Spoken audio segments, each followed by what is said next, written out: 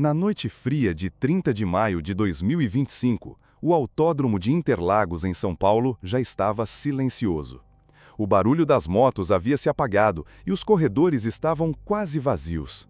Entre os últimos a sair estava Adalberto Amarilho Júnior, empresário conhecido por seu sucesso e por sua paixão pelo motociclismo.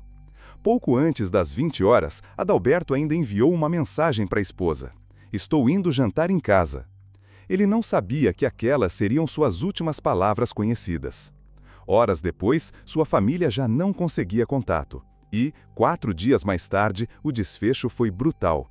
O corpo de Adalberto foi encontrado em pé, sem calças, dentro de um buraco de obra em Interlagos. Celular, carteira, cartões, dinheiro, tudo ainda estava com ele. Nada havia sido levado. Apenas um detalhe desaparecera: a câmera GoPro que ficava em seu capacete. Ao lado do corpo, um bilhete enigmático com números e datas que até hoje intrigam os investigadores. O que parecia um acidente absurdo passou a levantar suspeitas muito mais sombrias. Teoria 1. Acidente solitário. Será que Adalberto simplesmente caiu? Imagine, cansado, talvez tonto, ele atravessa uma área em obras mal iluminada. Um passo em falso, uma queda de 3 metros de altura. Preso, sozinho, sem ninguém por perto para ouvir seu grito. A posição do corpo até poderia indicar uma morte por compressão torácica, uma tragédia sem intervenção de terceiros. Mas essa explicação não convence. Se tivesse caído, como explicar que estava sem calças e sapatos? Por que suas roupas estavam limpas, sem terra ou lama, se ele realmente tivesse lutado para sair dali? Por que não havia ranhões nas paredes do buraco, nenhuma marca de tentativa de escalada? E mais estranho, seu corpo não chegou ao fundo da vala, como se alguém o tivesse colocado ali já sem vida. A teoria do acidente parecia fácil demais. E a cada nova pergunta surgia a sensação de que alguém havia encenado aquela cena. Teoria 2. Latrocínio frustrado. Roubo seguido de morte? Foi isso? Adalberto teria sido abordado por criminosos ao sair do evento. Eles queriam seu carro, sua moto, sua carteira. Talvez ele tenha reagido. Talvez um golpe, um estrangulamento rápido o tenha feito perder os sentidos. Na pressa de esconder o corpo, os agressores o jogam na vala. Para despistar, retiram suas calças, simulando um crime sexual. Levam apenas a GoPro, talvez porque ela tivesse registrado imagens dos rostos deles. Mas, de novo, algo não fazia sentido.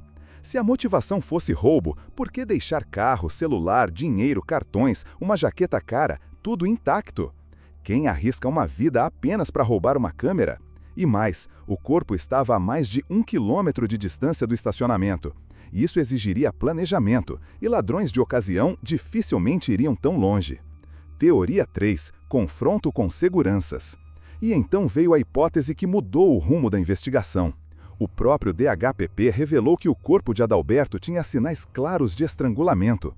Marcas no pescoço, sinais de pressão no tórax. Era o indício de um mata-leão, uma técnica usada para imobilização. De repente, todos os olhos se voltaram para dentro do autódromo. Naquela noite, cerca de 180 seguranças trabalhavam no evento. E surgiram relatos. Adalberto pode ter discutido com seguranças. Talvez tenha entrado em área restrita. Talvez tenha ficado além do horário permitido. Imagine a cena. Uma discussão, uma abordagem agressiva. Adalberto contido de forma brutal. O golpe aplicado com força demais. Ele perde os sentidos. Não volta. O pânico toma conta. E os mesmos homens que deveriam zelar pela segurança decidem encobrir o erro. Levam o corpo para a vala, retiram as calças, removem a GoPro. A encenação estava feita. Dias depois, um detalhe inquietante veio à tona. Uma mulher foi vista no carro de Adalberto naquela noite. Segundo relatos, seria a esposa de um dos seguranças.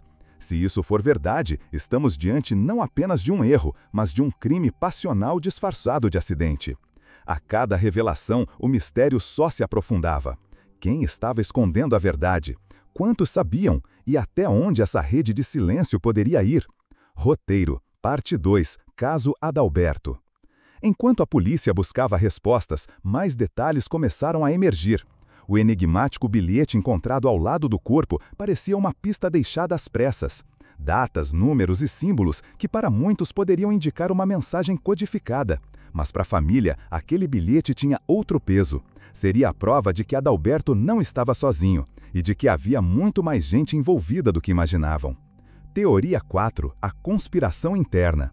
Essa hipótese levanta a possibilidade de que a morte de Adalberto tenha sido o resultado de uma ação organizada dentro do autódromo.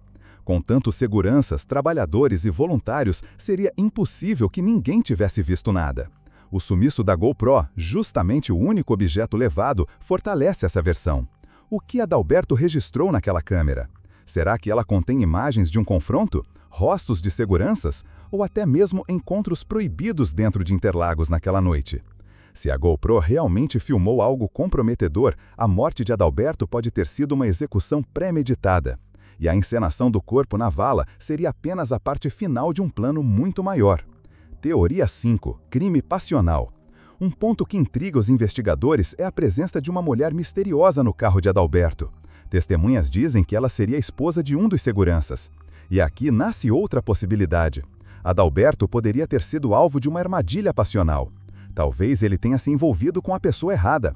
Talvez estivesse no lugar errado, na hora errada, com a mulher errada. E naquele ambiente, cercado por quase 200 seguranças, bastaria um deles perder o controle para transformar um desentendimento em tragédia. Imagine a cena. O segurança descobre o envolvimento. O confronto acontece, o golpe é fatal, e os colegas, em vez de chamar a polícia, escolhem proteger o irmão de farda. Adalberto vira vítima não apenas de uma paixão proibida, mas de uma rede de silêncio e cumplicidade. Teoria 6. Execução planejada. E se não foi acidente, nem briga? E se Adalberto já estava marcado? Sua posição como empresário de sucesso, envolvido com eventos e contatos de alto nível, pode ter gerado inimigos. A frieza do crime, deixar o corpo em pé, retirar as calças, plantar um bilhete, soa como um recado, um aviso. Não apenas para a família, mas para todos que se atrevessem a mexer com certas pessoas. O modus operandi lembra crimes de máfia, uma cena teatral feita para confundir a polícia, humilhar a vítima e aterrorizar quem ficar para contar a história. Teoria: o que dizem os laudos? O Instituto Médico Legal foi categórico. Adalberto sofreu asfixia mecânica por estrangulamento. Não havia sinais de luta intensa, o que indica que ele pode ter sido surpreendido. Seu corpo apresentava marcas compatíveis com compressão e não com uma simples queda. E então, a tese de acidente caiu por terra. Para a família, a dor da perda se mistura com a revolta. Ele não caiu, ele foi colocado ali. Não foi acidente, foi crime. E quanto mais o tempo passa, mais difícil se torna obter respostas. Testemunhas se contradizem, seguranças negam envolvimento. A mulher misteriosa não é oficialmente identificada. E o bilhete continua sendo uma sombra sem explicação. O que restou foi o vazio de perguntas sem respostas. Um homem que saiu de casa para viver sua paixão e que nunca mais voltou. Um corpo encontrado em circunstâncias que desafiam a lógica. E uma família em busca de justiça. Tefática. Conclusão. O caso Adalberto Amarillo Júnior não é apenas uma tragédia pessoal. É um reflexo de como a verdade pode ser encoberta quando há interesses maiores envolvidos. É uma história sobre silêncio, sobre omissão, sobre medo e talvez sobre poder. A pergunta que ecoa até hoje é: quem matou Adalberto?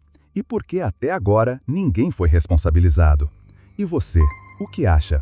Foi acidente? Foi um erro fatal de seguranças? Ou estamos diante de um crime muito maior? Um caso de execução disfarçada? Deixe sua opinião nos comentários. Se inscreva no canal, ative o sininho e compartilhe este vídeo. A cada nova peça que surgir, vamos trazer aqui. Porque a história de Adalberto não pode ser esquecida.